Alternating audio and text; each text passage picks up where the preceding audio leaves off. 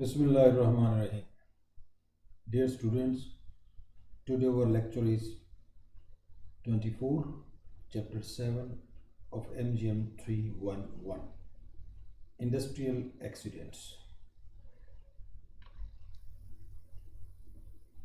آج کے ترقی اور سائنسی اور ترقی یافتہ دور میں یہ تسلیم کرنا بہت مشکل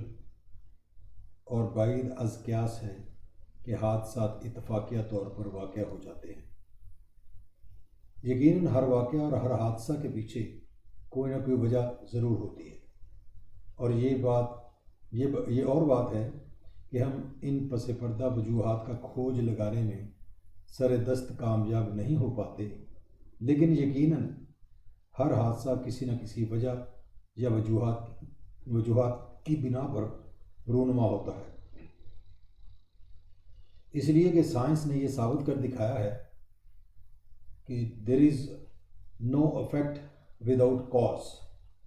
یعنی کوئی انجام بلا وجہ وقوع پذیر نہیں ہوتا۔ اس لیے حادثات کو اتفاقیہ کہہ کر اور قسمت و مقدر کا انجانہ کھیل سمجھ کر ان پر خاموش نہیں بیٹھنا چاہیے، بلکہ ان کی روک تھام اور بےخکنی کے لیے بھرپور کوششیں کرتے ہوئے تحقیق و جستجو کے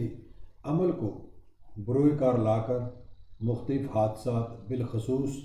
صنعتی حادثات کی وجوہات کو ڈھونڈ نکال کر ملک و قوم بلکہ بنی نوع انسانی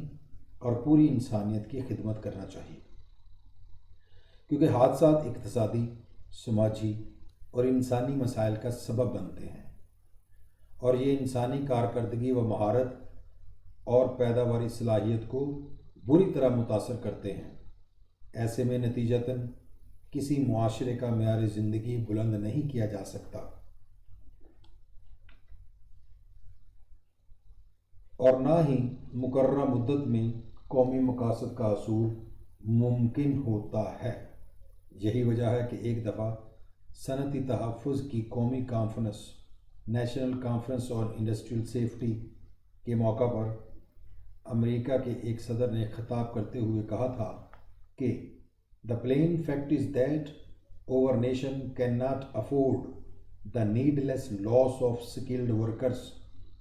if we are for prosperity in this country and for peace abroad۔ یعنی واضح حقیقت یہ ہے کہ ہماری قوم ہنرمند کارکنوں کے غیر ضروری ضیاع کی متحمل نہیں ہو سکتی اگر ہم اس ملک کی خوشحالی اور بیرون ملک میں امن و آشتی کے لیے پیداوار حاصل کرنا چاہتے ہیں۔ H.W. ہینریچ، اس نے اپنی کتاب صنعتی حادثات کی روک تھام